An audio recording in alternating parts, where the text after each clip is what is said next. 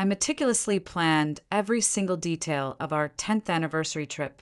2 weeks later, my husband casually announced that he was going on a family cruise with his teenage daughter and his ex-wife on those exact same dates.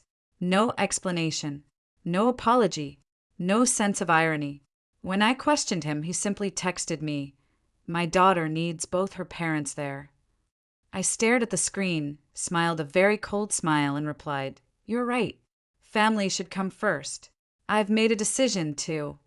The moment he read my message, his face must have gone completely pale, because within 30 seconds, my phone started ringing, and ringing, and ringing.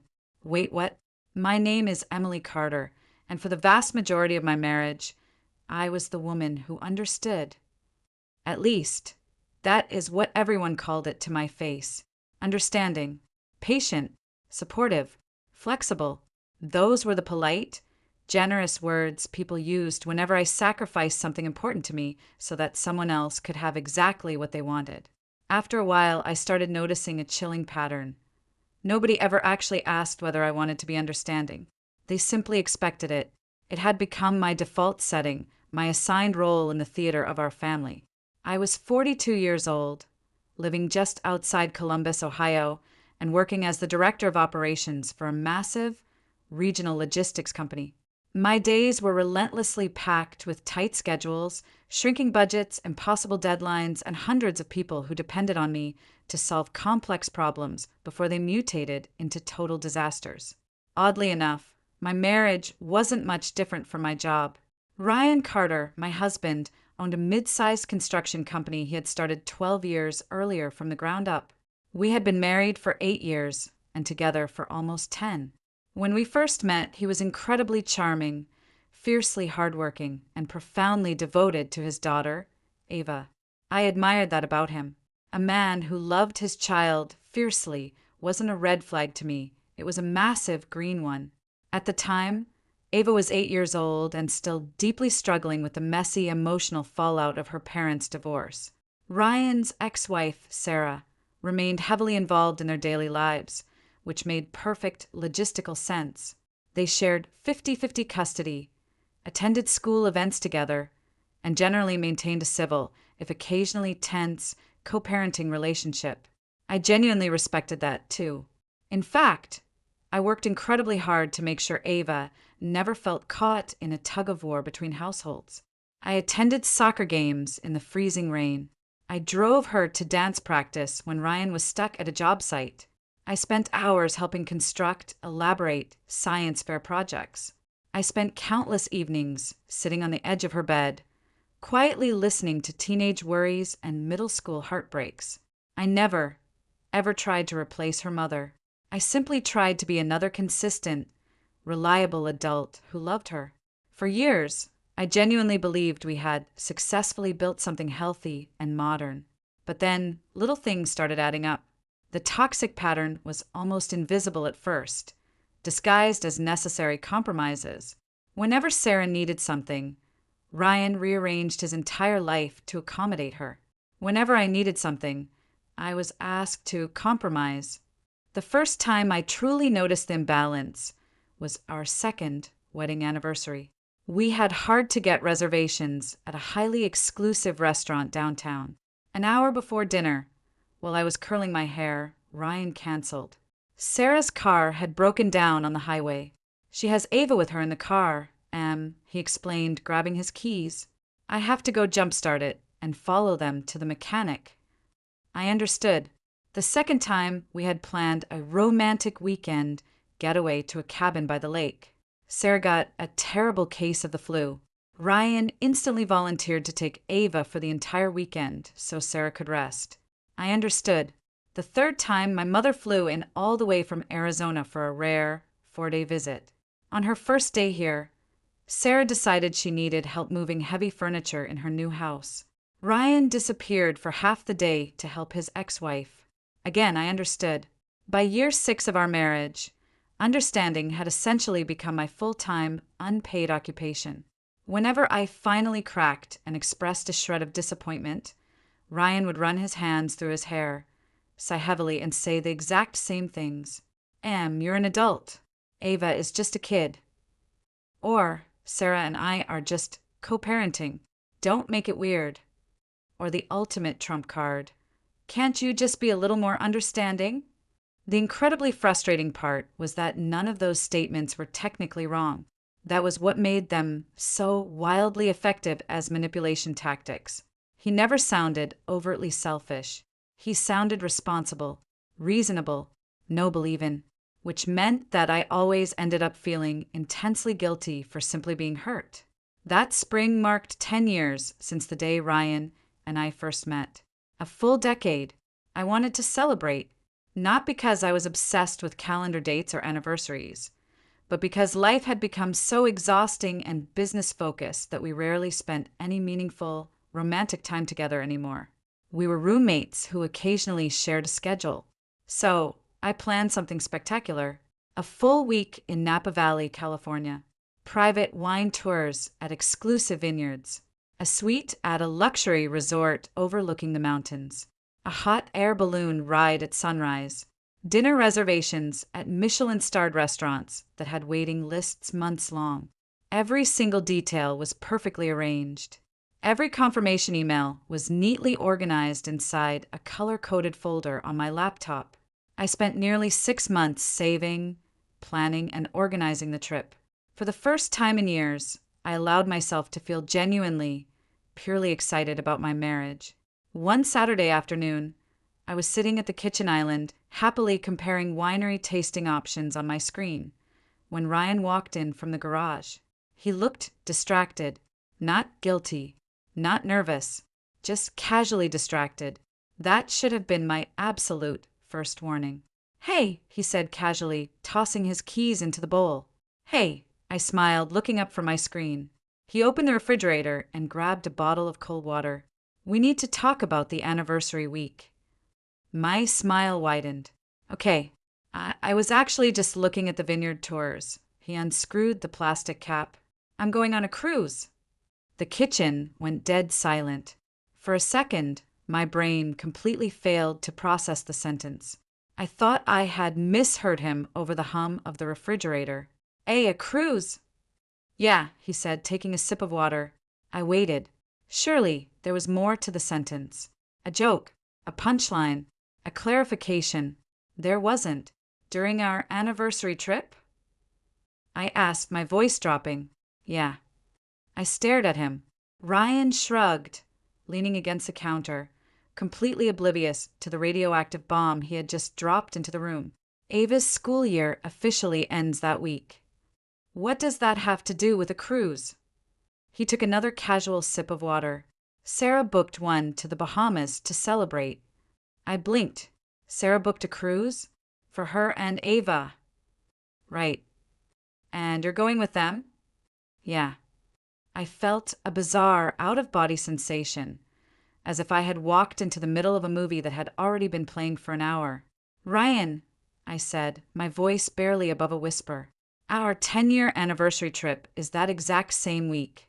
We have non-refundable flights. We have a resort booked." "I know," he said. That specific answer hit harder than I ever could have expected. It physically knocked the wind out of my lungs. Not because he had forgotten our anniversary, because he remembered. He knew. He was fully aware of the 6 months of planning, the money spent, and the significance of the dates. And he consciously chose the cruise with his ex-wife anyway. I slowly, very deliberately closed my laptop screen. The sharp click echoed in the kitchen. "What exactly is happening right now, Ryan?" He sighed heavily, immediately adopting his classic, irritated, put-upon tone. "Ava really wants both her parents there for the end-of-year celebration. It's important to her." I actually laughed once. A sharp, dry, humorless sound. Not because it was funny, because the sheer absurdity of the excuse was staggering. "She is 16 years old, Ryan." "So," he bristled.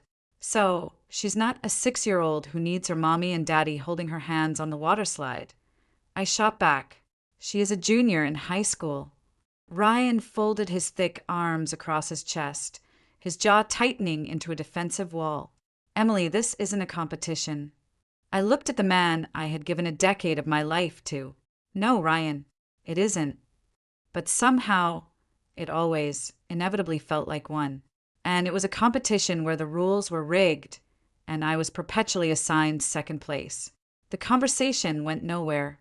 Every single concern I raised was instantly met with another slick explanation, another defensive justification, another perfectly rehearsed reason why his selfish decision made absolute sense, and why my hurt feelings were just an emotional inconvenience. It's just a trip. We can go to Napa in the fall. Sarah already paid the deposit for the adjoining cabins. Why are you making this so difficult? By the time he finally threw his hands in the air and walked out of the kitchen, I felt profoundly exhausted. Not screaming angry, just tired. A deep, bone-crushing, soul-deep fatigue. That night, I sat entirely alone on the back patio while the orange Ohio sunset disappeared behind the treeline. The silence in the backyard felt heavier than usual. The crickets chirped. The ice melted in my glass. And for the absolute first time in 10 years, I asked myself a terrifying question I had spent a very long time aggressively avoiding. What if this wasn't really about a cruise? What if this was about every single time I had been asked to understand? What if this was the final, undeniable proof that I was never going to be a priority in my own marriage? 2 days later, while I was sitting at my desk at work, meticulously reviewing quarterly logistics reports, my phone buzzed on the table. It was a text from Ryan. I opened the message. My daughter needs both her parents there. End of discussion. That was it. No apology for the ruined anniversary. No acknowledgement of my pain. No appreciation for the thousands of dollars I had just lost in non-refundable reservations. Just another cold, harsh reminder that I was expected to shut my mouth and accept my designated place at the bottom of the totem pole. I stared at the glowing screen for several long, agonizing seconds. Then I smiled, because something deep, dark, and fundamental inside my chest had finally, brilliantly cleared. The fog of understanding completely evaporated, leaving behind a cold, sharp, lethal clarity. A month earlier, an elite corporate recruiter from Denver, Colorado, had called my office. A major national logistics corporation wanted me for a highly lucrative senior executive position. The salary was astronomical, the benefits were incredible, and the opportunity was extraordinary. I had politely declined it. I had turned down the biggest career opportunity of my life because moving across the country would complicate my marriage. It would pull Ryan away from his beloved construction business. It would take him away from Ava. Now, as I looked at Ryan's dismissive, arrogant text message, I realized a horrifying truth.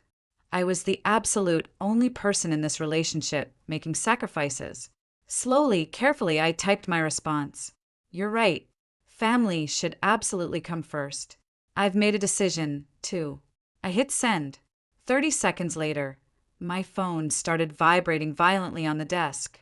Ryan was calling. I let it ring, watching his name flash on the screen. He called again, and again. Then, a frantic text appeared. Wait, what? What does that mean? I looked at the screen, a profound sense of peace washing over my shoulders. For the first time in 10 years, I didn't answer him. The first time Ryan called after my cryptic text, I ignored it. The second time, I ignored it too. By the fifth consecutive call, I calmly flipped my phone face down on my desk and returned my attention to the complex spreadsheet open on my dual monitors. Across the glass-walled conference room, 2 senior members of my operations team were loudly discussing shipping forecasts for the third quarter. Normally, I would have been fully, intensely engaged in the conversation, directing the flow of the meeting. But my mind kept peacefully drifting back to the text message I had just sent. Not because I regretted it, because I knew exactly, precisely what it meant. For a decade, I had been making massive, life-altering choices based strictly on what was best for my marriage. Ryan, conversely, had been making choices based strictly on what was best for Ryan. The mathematical difference was finally impossible to ignore. An hour later, The landline on my office desk rang sharply. I picked up the receiver. Emily Carter. Emily. It was Ryan. His voice was incredibly tight, strung tight with panic. What decision? I leaned back comfortably in my ergonomic leather chair, crossing my legs. Which one? The text, Emily. What did that mean? Oh. I let a beat of silence pass over the line.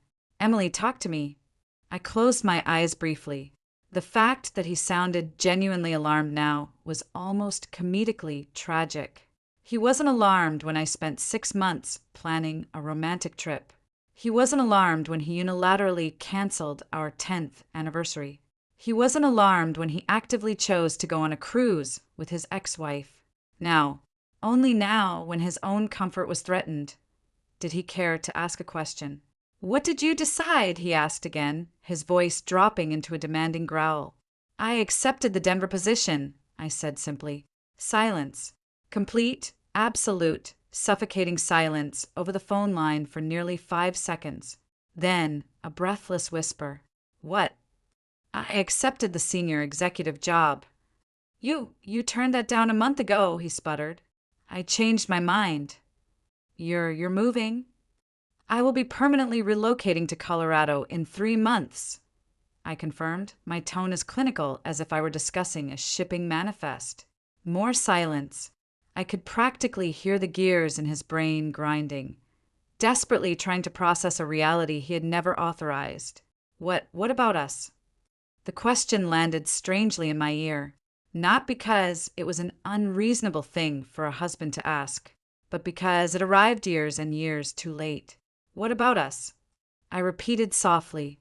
Emily, you can't just move across the country. What about us when you casually canceled our 10th anniversary trip to go on a vacation with Sarah? I cut him off, my voice hardening into ice. That's entirely different, he yelled defensively. I almost laughed.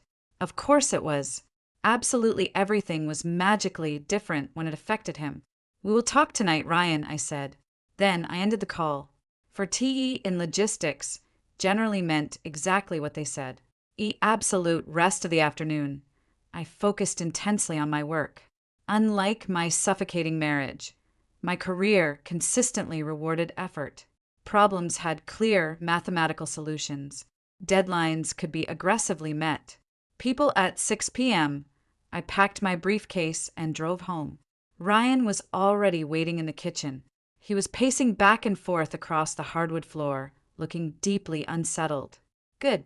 For years, I had been emotionally unsettled, walking on eggshells. He could easily survive a few hours of panic. You accepted the job? He asked immediately, the moment I walked through the door. I set my purse down on the counter. Yes, without talking to me first. The sheer, staggering irony of his outrage nearly knocked me over. I stared at him, raising an eyebrow. Without talking to you. His expression shifted slightly. He recognized the trap. Not enough to feel genuine remorse, but slightly enough to realize he was on thin ice. That's not fair, Em. No, Ryan, it isn't. Emily, you can't just uproot our lives.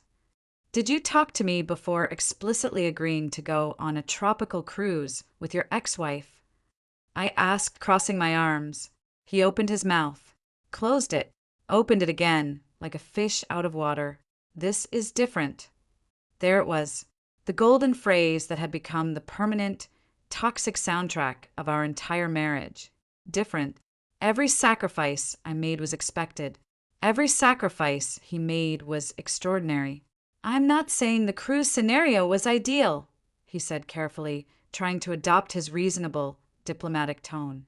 But Ava wanted us there. It's a big deal for her.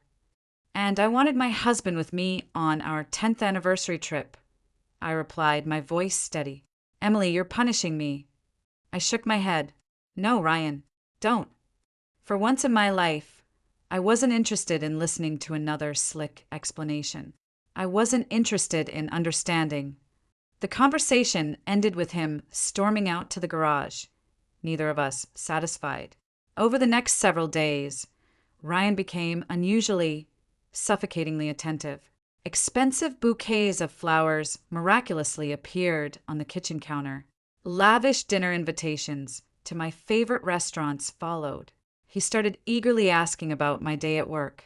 He actually volunteered to do the laundry and empty the dishwasher. The sudden, frantic effort might have been genuinely flattering if it hadn't arrived 8 years too late. It wasn't love. It was panic. It was a man realizing his safety net was rapidly pulling away. Meanwhile, something else was happening behind the scenes. Something Ryan hadn't fully considered when he pushed me away. My role in his business.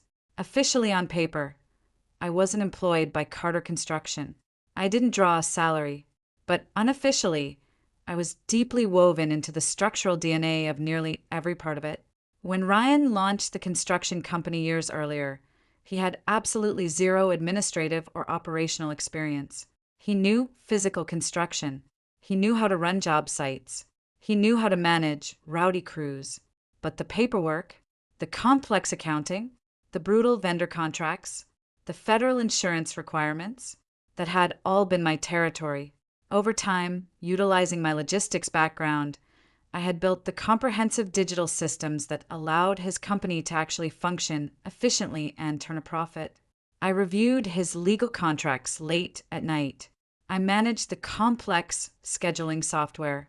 I maintained crucial vendor relationships. I handled state regulatory compliance.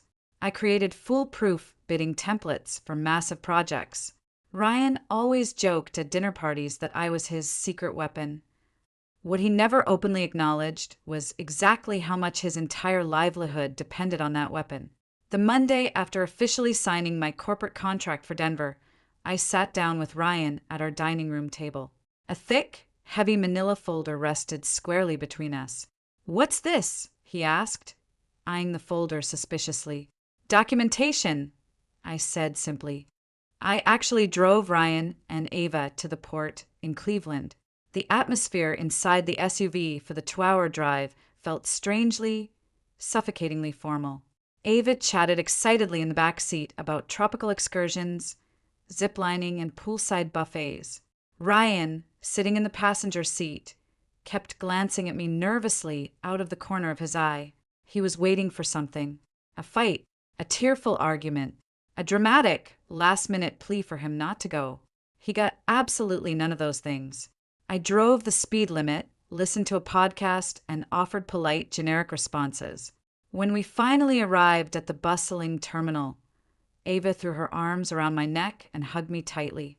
"I really wish you were coming with us, Em." "I know, sweetheart," I said, hugging her back. "You're going to have an amazing time. You'll answer my texts, right?" "Always." She smiled brightly, grabbed her suitcase, and followed the porters toward the massive ship. Halfway to the terminal doors, Ryan stopped. He turned around, his expression unreadable.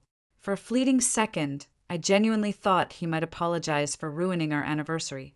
I thought he might finally acknowledge the gravity of what he was doing. Instead, he adjusted his sunglasses and said, "We'll talk when I get back, Emily." I smiled politely, a cold, empty smile. "Sure." Then, I stood by the car and watched him disappear into the massive crowd of vacationers. And for the very first time in 8 years, standing alone in that parking lot, I felt something entirely unexpected. Peace. Not because my marriage was actively falling apart. Not because I was plotting some grand, cinematic revenge. But because I had finally, definitively stopped sacrificing my own happiness to keep everyone else comfortable. What Ryan didn't know as he boarded that luxury ship with his ex-wife was that I was already preparing for my very first high-level meeting with the executive team in Denver.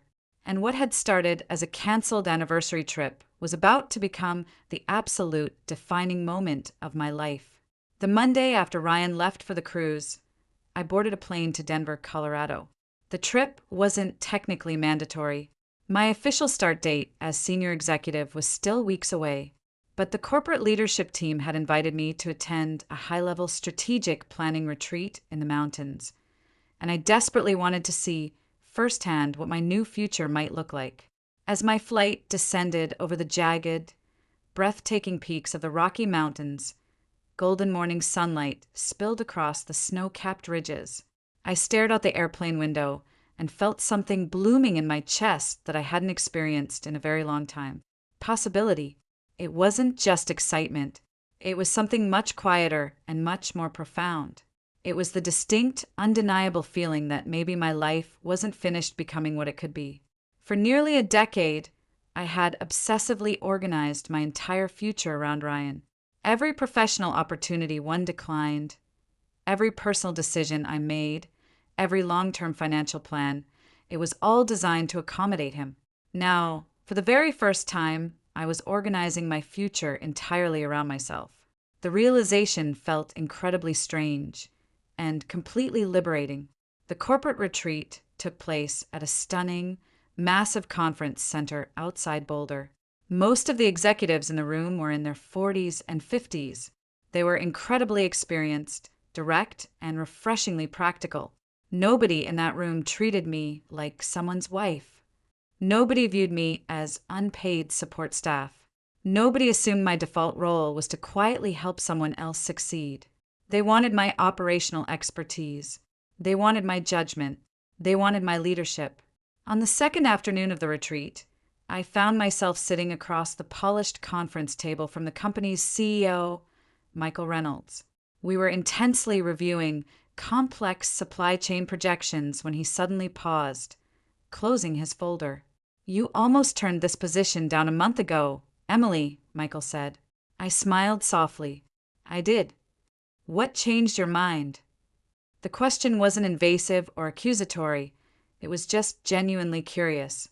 I briefly considered lying. I considered offering a generic, corporate answer about seeking new challenges instead. I looked him in the eye and told the truth.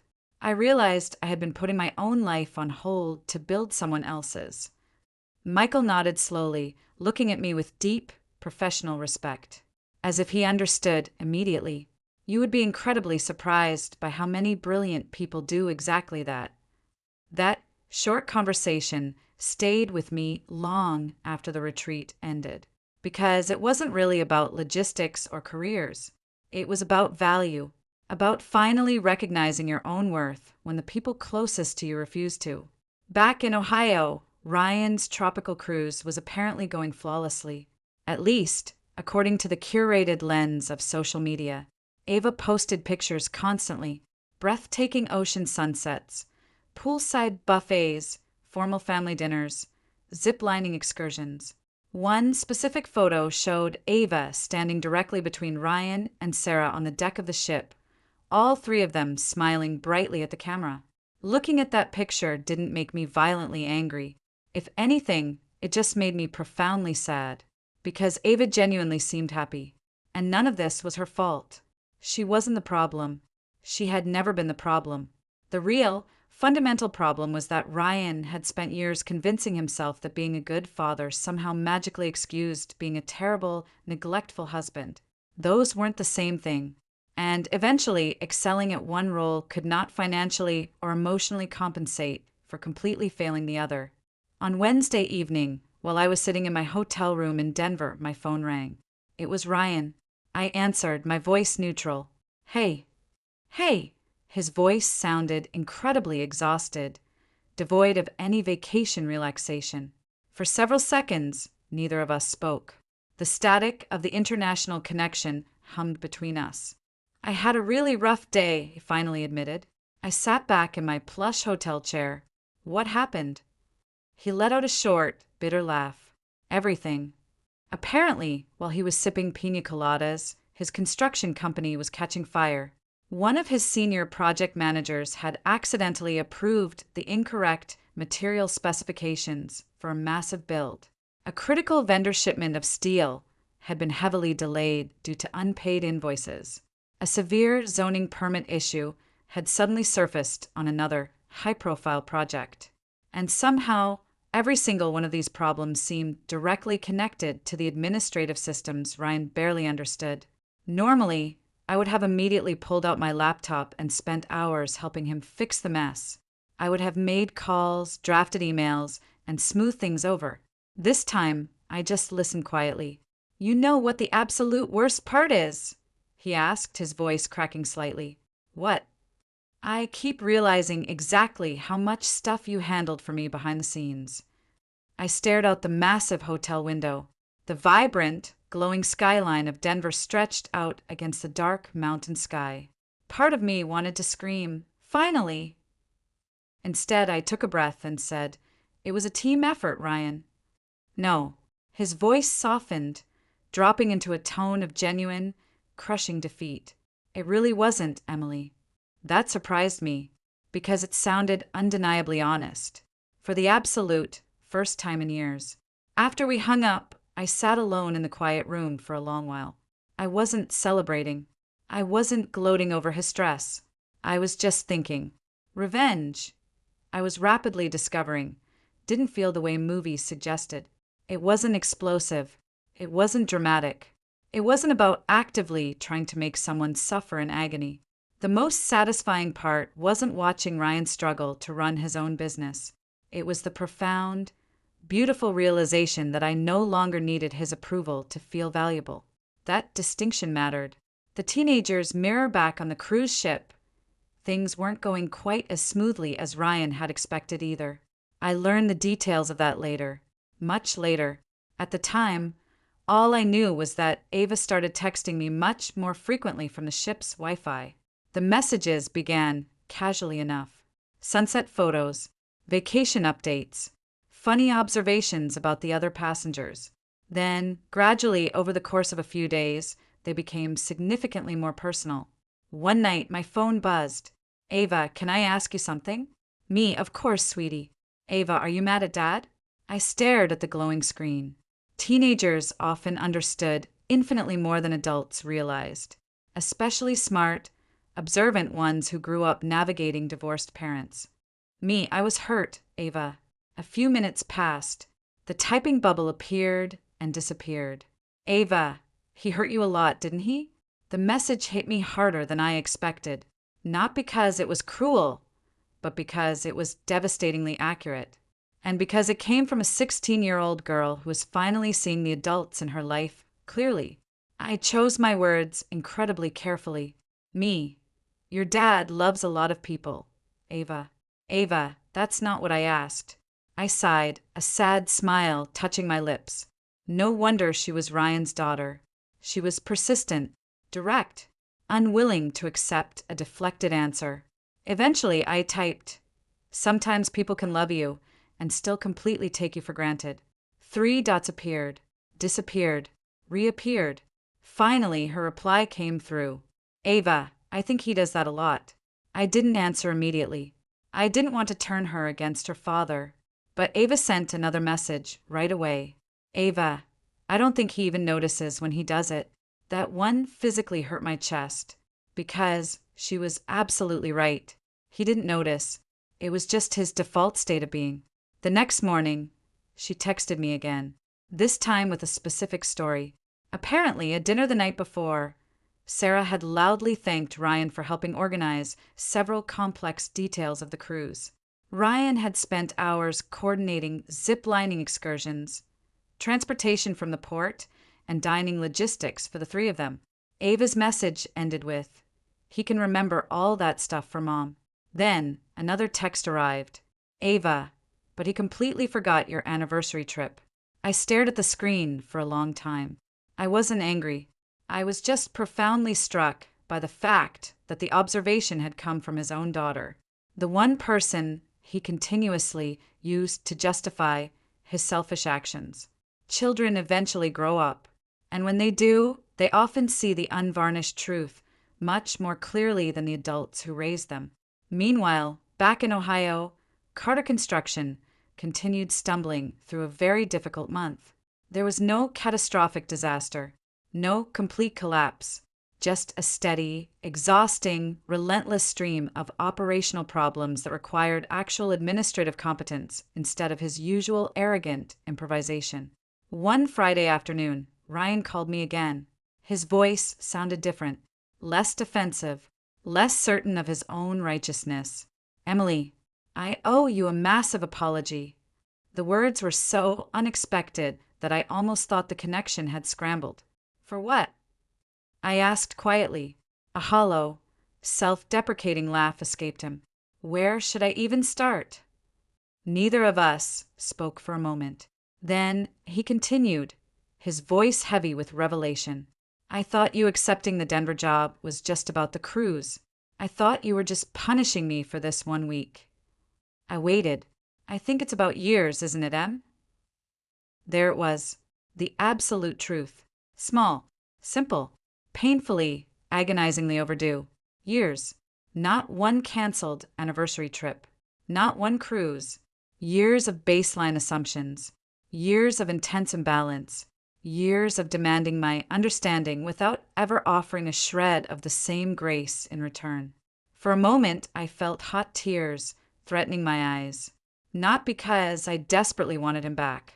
Not because everything was magically fixed, but because hearing the actual truth acknowledged out loud after so many years of gaslighting carried its own immense emotional weight. I didn't realize how much I was constantly asking from you, he said softly. I closed my eyes. Ryan, you never asked. What do you mean? You expected. Silence. Heavy, suffocating, undeniable silence. The specific kind of silence that arrives when someone finally recognizes themselves in a mirror they have spent years actively avoiding. And somewhere in that deep silence over the phone, I sensed something fundamental changing in him. Not enough to save our broken marriage. Not yet. But enough to finally force Ryan to confront a reality he could no longer smoothly explain away to his friends. The return and the reality by the time Ryan returned to Ohio from the cruise, thick, humid summer had fully settled over the Midwest. The air felt heavier, the days stretched longer, and the massive maple trees surrounding our property stood motionless under the stifling July heat. I was home when he arrived from the airport. Not because I had been anxiously waiting for him, like a dutiful wife, but simply because it was Saturday and I lived there. I was sitting on the back patio with a glass of iced tea and a massive stack of corporate relocation paperwork when his heavy truck pulled into the driveway. For a moment, I simply watched him through the glass door. 8 years.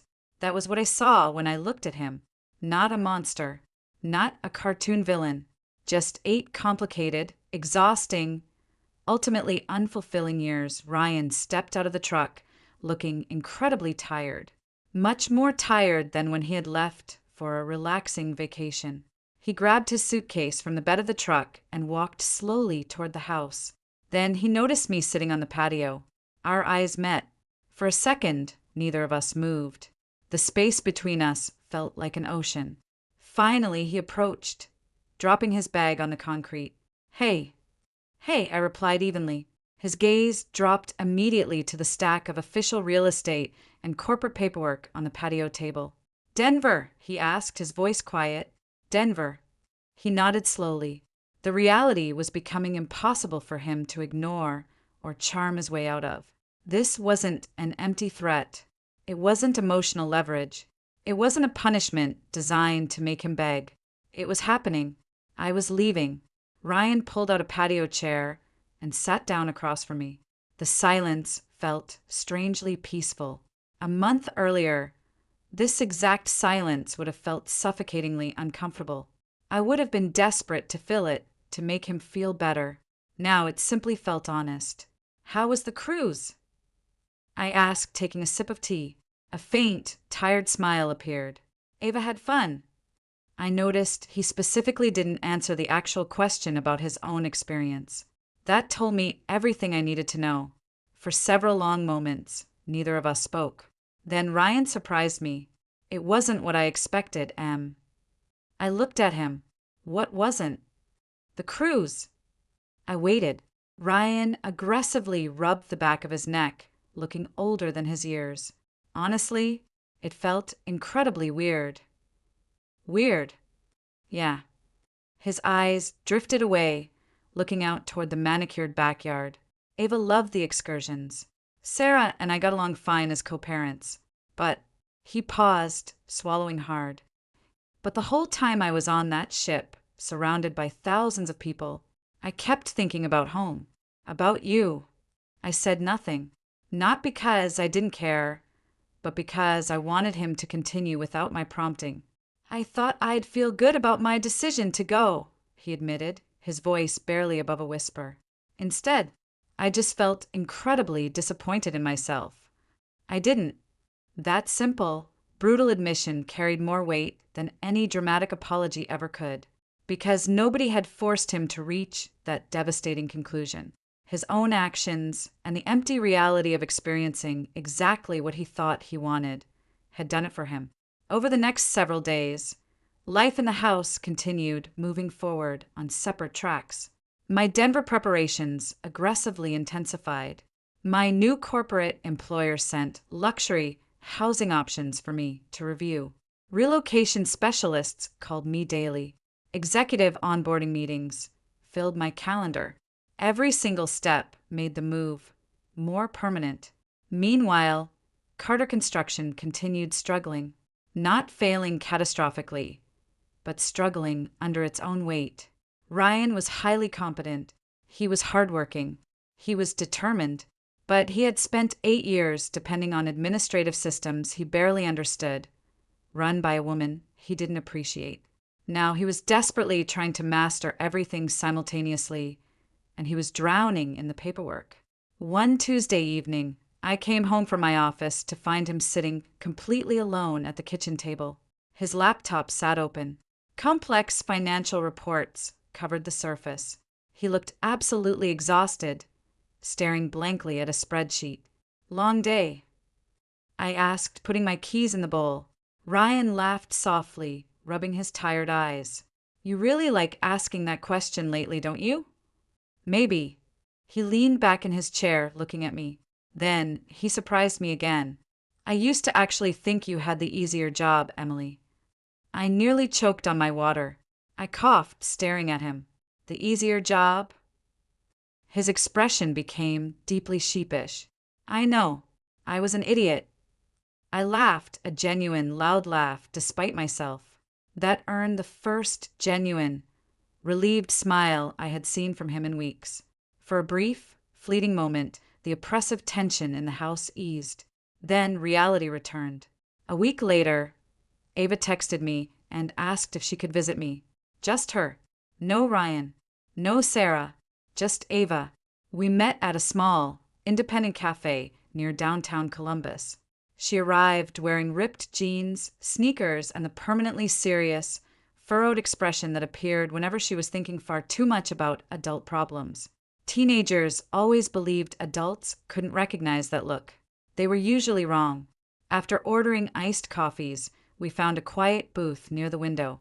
For several minutes, we talked about normal things.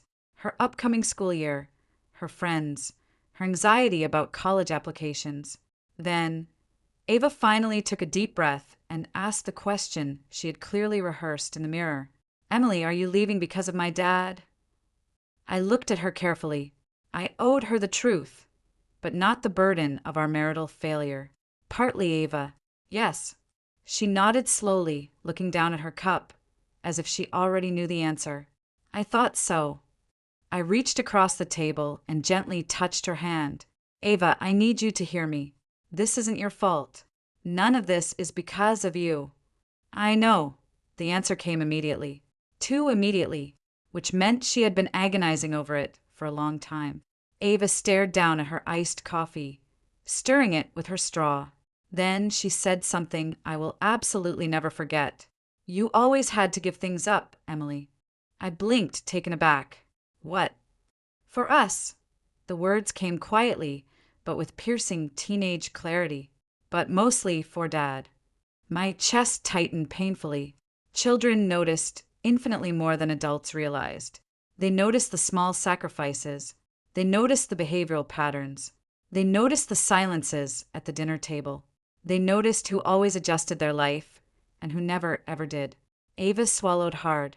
You know what made me really mad on the cruise? What? He kept telling everyone that the cruise was for me. I frowned. Wasn't it? She shook her head firmly. Not really. That answer genuinely surprised me. Ava continued, her voice gaining strength. I wanted a family vacation, yes. But I didn't ask him to skip your 10th anniversary. I didn't ask him to leave you behind. He just did it, and then he used me as the excuse so he wouldn't look like the bad guy. The sheer, brilliant simplicity of that statement hit me with astonishing force. For years, Ryan had successfully justified his selfish decisions using Ava's needs as a human shield. Now, Ava herself was actively rejecting that justification because she understood something profound that her father didn't. Love should not require sacrificing the exact same person over and over again. A few days later, Ava had a conversation with her father. I wasn't there to witness it, but Ryan later told me about it, his voice thick with shame. Apparently, she walked into his home office after dinner, firmly closed the door, and sat down in the chair across from his desk. Then she looked at him and asked a devastating question. "Dad, why is it always Emily?" Ryan didn't understand. "What do you mean, Ava? Why is Emily always the one who has to give things up so you can have what you want?" According to Ryan, he completely froze. He couldn't answer her, not because he didn't want to explain himself, but because he genuinely, horrifyingly didn't know. For years, he had subconsciously viewed Emily the wife as a permanent, reliable, unshakable fixture in his life, like gravity, like electricity, like something that would always just exist, no matter how much strain he put on it. The possibility of actually losing me had never felt real until right now. That specific conversation with his teenage daughter changed him more than any screaming argument I could have ever started, because it violently removed his absolute favorite bulletproof defense. He couldn't blame Sarah anymore. He couldn't blame difficult circumstances. He couldn't blame the complexities of co-parenting. His own flesh and blood was holding up a stark, unforgiving mirror to his behavior, and she wasn't letting him look away. That Friday evening, Ryan knocked softly on the door of my home office. I looked up from my laptop, closing a spreadsheet. "Got a minute?" he asked. I nodded. He entered and sat slowly in the chair across from me. For a moment, he seemed incredibly nervous, rubbing his hands together. Then he took a deep, shuddering breath. "I need to ask you something, Emily." "Okay. Are we getting divorced?" The room became very, very quiet. I had known the question was inevitably coming. Still, hearing the actual words spoken aloud felt different. It felt heavier, more final, more real. I studied the man sitting across from me, the man I had deeply loved, the man who had profoundly hurt me, the man who was finally, painfully beginning to understand exactly what he had destroyed. And for the first time in our relationship, I answered with absolute, unvarnished honesty, "I don't know Ryan." Ryan looked down at the floor. He didn't look relieved. He didn't look devastated. He just looked honest. For now, that painful honesty would have to be enough. The departure and the aftermath, 3 weeks later, I officially moved to Denver. The actual, physical move happened on a bright, crisp August morning. It was the kind of spectacular, cloudless day that felt almost too beautiful for goodbyes. A massive moving truck sat idling in the driveway. Stacks of cardboard boxes filled the garage. The house echoed hollowly in a way it never had before. Stripped of my presence, I stood in the kitchen one last time, holding a cup of coffee, looking around the room where so much of my life had happened. Joyous holiday dinners, quiet birthday cakes, tense arguments, peaceful mornings. Ordinary moments that seemed entirely insignificant until they suddenly became finite memories. Ryan stood near the counter, his hands shoved deep in his pockets. Neither of us had slept much the night before. There was too much left unsaid, and yet somehow we had already said the only important things. A few months earlier, I would have fully expected a dramatic, movie-style farewell. Weeping, promises to change, grand, romantic gestures to stop me from getting on the plane. Instead, reality gave us something infinitely more meaningful. Honesty. The kind of raw honesty that usually only arrives after people have completely run out of excuses to hide behind. "You really got the corner executive office." Ryan asked, breaking the silence. I laughed softly. Apparently. Nice view of the mountains. Very nice. He nodded slowly. Then he smiled. A real, genuine smile. Not forced. Not defensive. Not trying to charm me. I always knew you'd be incredible at that job, Am. The compliment should have felt immensely satisfying. Instead, it felt deeply bittersweet, because a large part of me desperately wished he had said things like that years ago, before it was too late. Still, better late than never. Outside, the burly movers loudly loaded the last of my furniture onto the truck and slammed the heavy metal door. Inside, neither of us seemed eager to end the conversation and finalize the separation. Finally, Ryan looked at me, his eyes serious. I owe you something, Emily. I tilted my head, confused. What? A massive thank you. I almost smiled. You don't owe me that, Ryan. Yes, I absolutely do. His voice was firm, stripped of all ego. For years, Ryan had been lightning quick to defend himself, quick to explain away his actions, quick to aggressively justify his choices. Now, he simply spoke the unvarnished truth. You helped build my entire company, he said. I said nothing. You helped raise Ava. You treated her like your own. Still nothing. You carried massive responsibilities in this house and in my business that I barely even noticed. His eyes drifted toward the floor in shame. And I treated your labor like it was just normal, like it was owed to me. The kitchen became quiet, not uncomfortable, just intensely reflective. Sometimes true accountability looks a lot less dramatic than the revenge stories promised. Sometimes it just looks like a broken man finally, verbally admitting who he had been. I was really angry for a while, Ryan continued softly. About you taking the Denver job. I nodded. I know. But I get it now, Emily. That specific sentence mattered.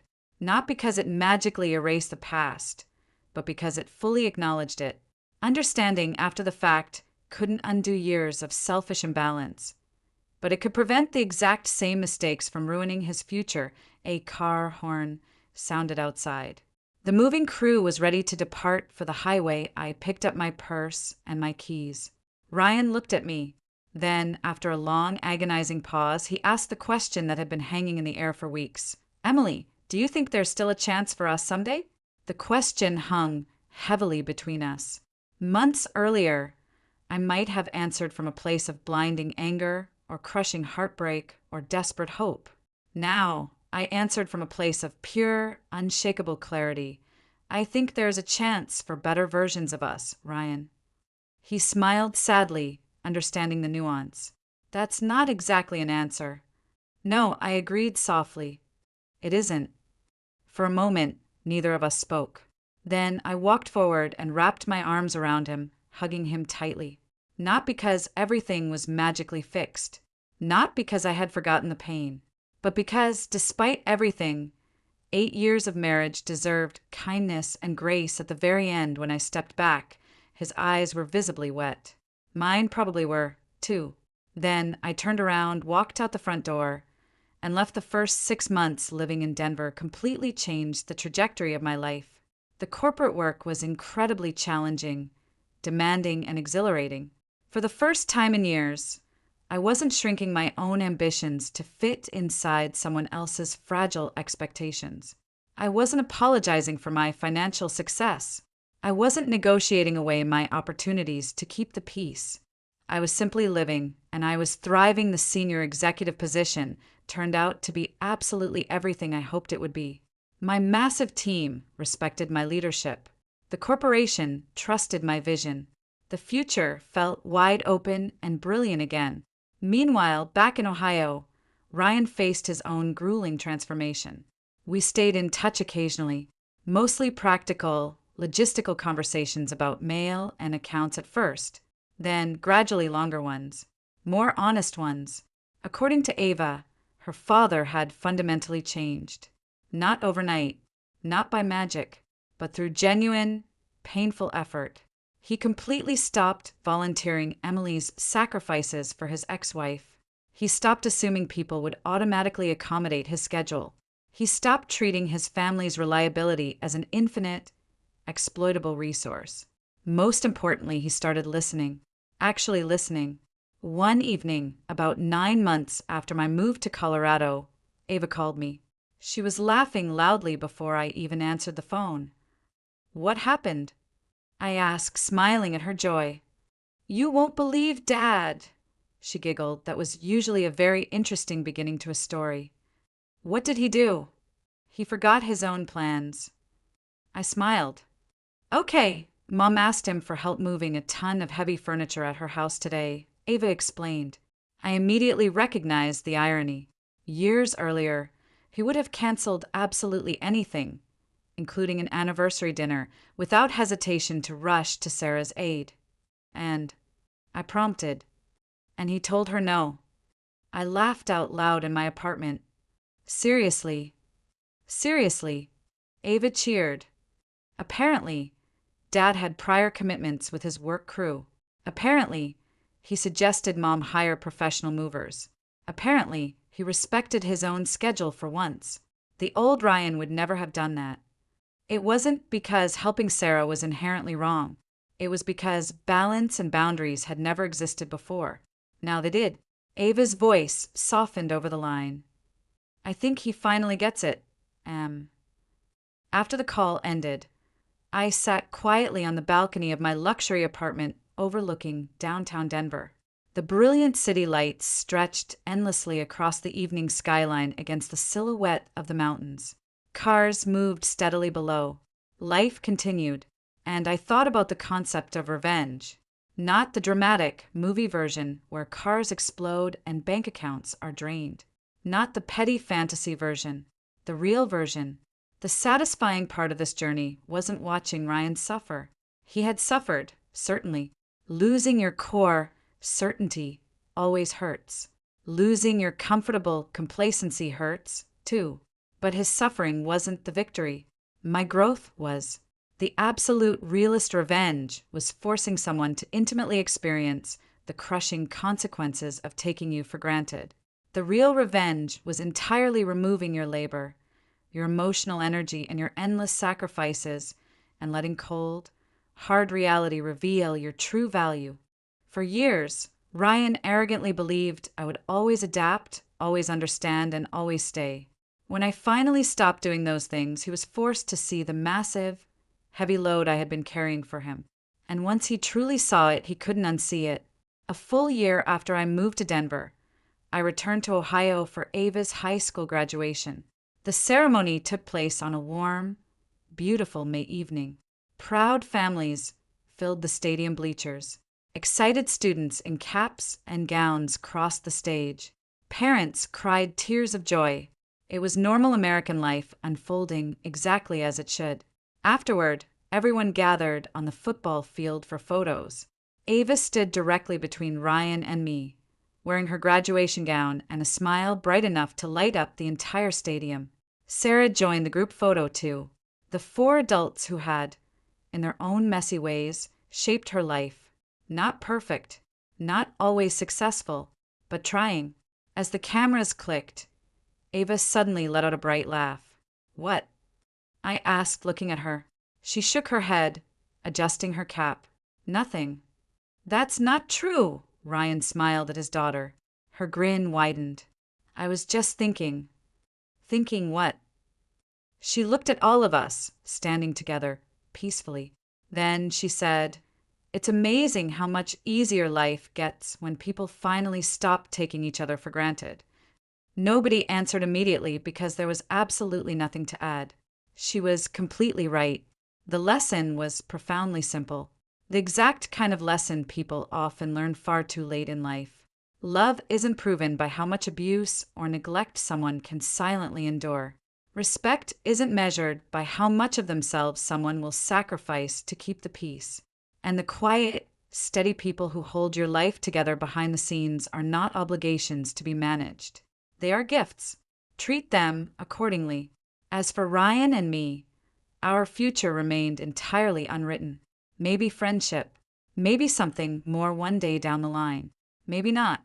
But whatever happened next would be built on a foundation of absolute truth instead of cowardly assumptions. And that, I had finally learned, was worth infinitely more than any luxury anniversary trip ever could have been. If this story resonated with you, take a moment to think about the people who quietly support your life every single day. Sometimes the strongest relationships aren't destroyed because of one massive, dramatic mistake. They slowly fade through years of small, precious things left unnoticed. Share your thoughts in the comments below. And if you enjoy meaningful stories about resilience, justice, and second chances, don't forget to subscribe and join us for the next story.